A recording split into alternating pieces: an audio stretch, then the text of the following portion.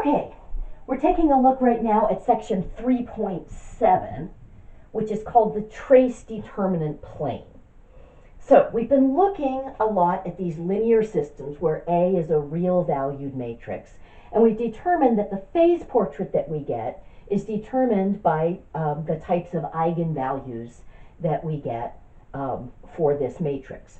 So remember, in finding that, we'd be looking at the determinant of A minus lambda I and setting that equal to 0 and looking at the roots of that equation. So that would be the determinant of A minus lambda, B, C, D minus lambda has to equal 0. That's A minus lambda times D minus lambda minus BC equals 0. When I work that out, that's lambda squared minus A lambda minus D lambda plus AD minus BC equals 0. So that's lambda squared minus A plus D times lambda, so that's factored out the negative, plus AD minus BC equals 0. And what feels like ages ago now, I mentioned that this is what we call the trace of A. It's the sum of the entries on the main diagonal that goes from the upper left hand to the lower right hand corner. And of course, this is the determinant of A. And what these numbers are going to determine the number and type of roots that we're going to have for this equation. So I can basically say that my characteristic equation is lambda squared minus the trace times lambda, I'm just going to abbreviate that as T, plus the determinant, and that's got to equal 0. Now what that means is that my roots are going to be lambda equals, just using the quadratic formula, the opposite of negative T is T, plus or minus the square root of T squared minus 4 times 1 times D all over 2.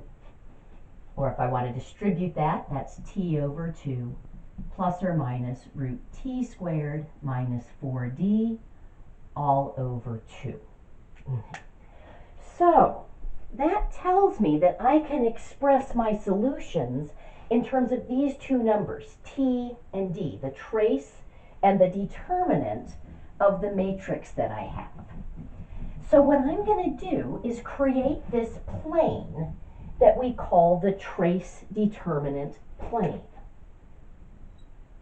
So I'm going to put T on the horizontal axis and D on the vertical axis. That is the standard way of doing it. With the XY plane, we say X first and we put X on the horizontal axis. We're calling this the trace determinant plane. We say trace first, we put trace T on the horizontal axis. And basically, I'm going to view these as two parameters for my families of differential equations that look like this.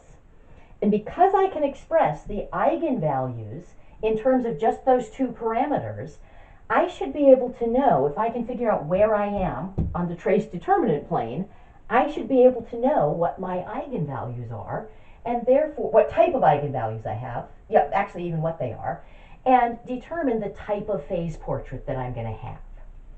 This is very exciting.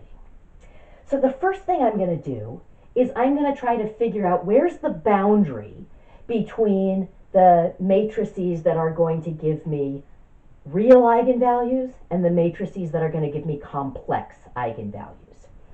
And I'm going to see that that's determined by the discriminant right here.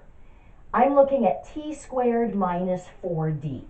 If T squared minus 4D is less than 0, I'm going to have complex eigenvalues. If T squared minus 4D is equal to 0, then I'm going to have a repeated real eigenvalue, because this would just go away and I'd get T over 2 is my only eigenvalue. And if T squared minus 4D is bigger than 0, then this is going to be some positive number that I'm adding and subtracting to t over 2. I'm going to have two distinct real eigenvalues. So that tells me that the curve where t squared minus 4d equals 0 is going to be the boundary between the region in the plane where I get complex eigenvalues and the region in the plane where I get two distinct real eigenvalues. And along that boundary curve, I'm going to have repeated real eigenvalues. This is so exciting. So let's graph t squared minus 4d equals 0, because that's my boundary curve. Notice that that would mean that t squared is equal to 4d, and I could solve for d. d is just t squared over 4. I know what that looks like. That's just a parabola. Now, since that's going to be a boundary, I'm going to adopt the convention that my boundaries between regions I'm going to draw in pink. Now, I'm not drawing this to a particularly good scale, but I'm saying that boundary curve is d equals t squared over 4. Okay? That's the parabola, that's my boundary curve right there. And let's see, where do I have complex roots and where do I have real roots? Okay. Well, let's see. We said I'm going to have complex roots when t squared minus 4d is less than 0. So if I solved that for d, if t squared minus 4d is less than 0, that would mean t squared is less than 4d. That would mean d is bigger than t squared over 4. So that would be above the parabola. Okay. So essentially up here, I'm going to have complex eigenvalues. On and below the parabola, I'm going to have real in all of this area, but on the parabola, I have one eigenvalue and it's repeated. Very cool. Okay, let's see if we can break it down a little bit further. I'm going to take a look at the complex ones, because I know there are three possibilities there. If I have complex eigenvalues, I could have a spiral source, I could have a spiral sink, or I could have a center. So let's see if we can't figure out what we've got in that case.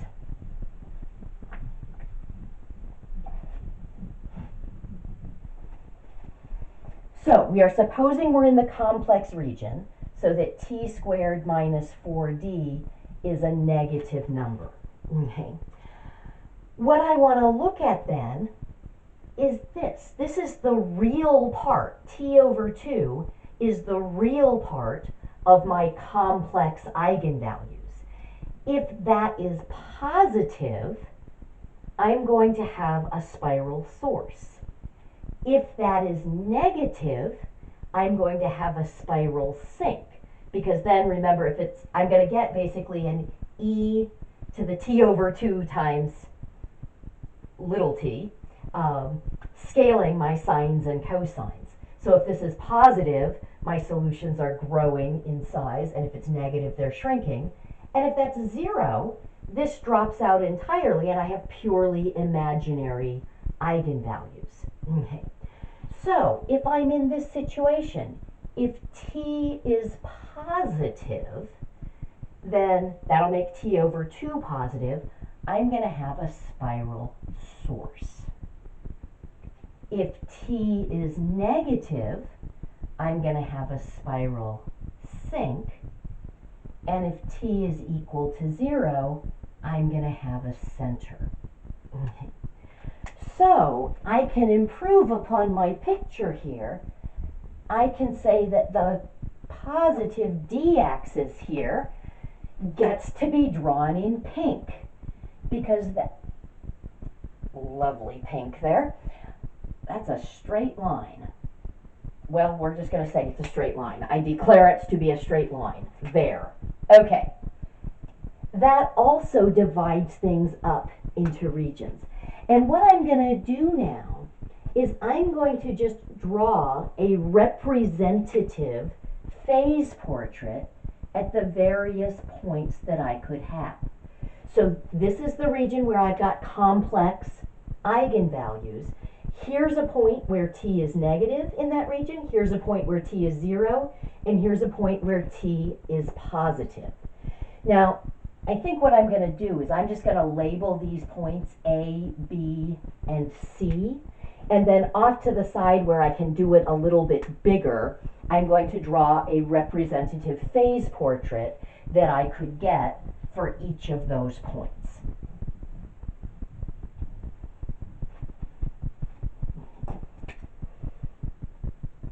So, at point A, I know the origin is always an equilibrium solution. This is where our t value is negative, so that the real part of our complex solutions is going to be negative. I'm going to have a spiral sink.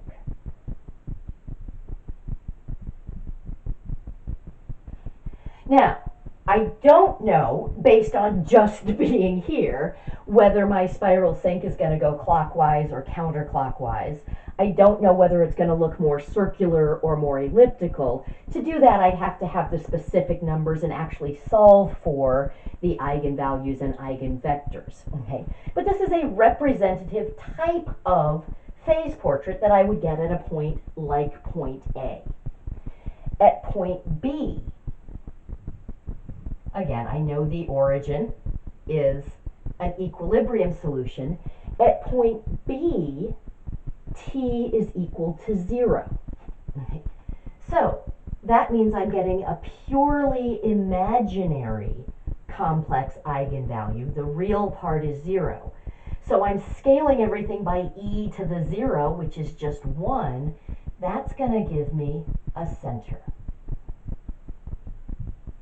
Now again, just knowing that I'm somewhere along the positive d axis here doesn't tell me whether my center goes clockwise or counterclockwise, and whether it's more circular or elliptical, and whether it's sort of aligned with the axes or more at a slant.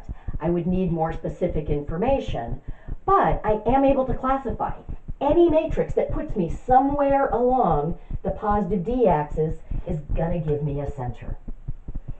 And then if I look at part C, point C. Point C was where t is 0, t is positive. That's going to make the real part of my complex eigenvalues positive. This is, of course, very exciting. So that's going to tell me that I have a spiral source.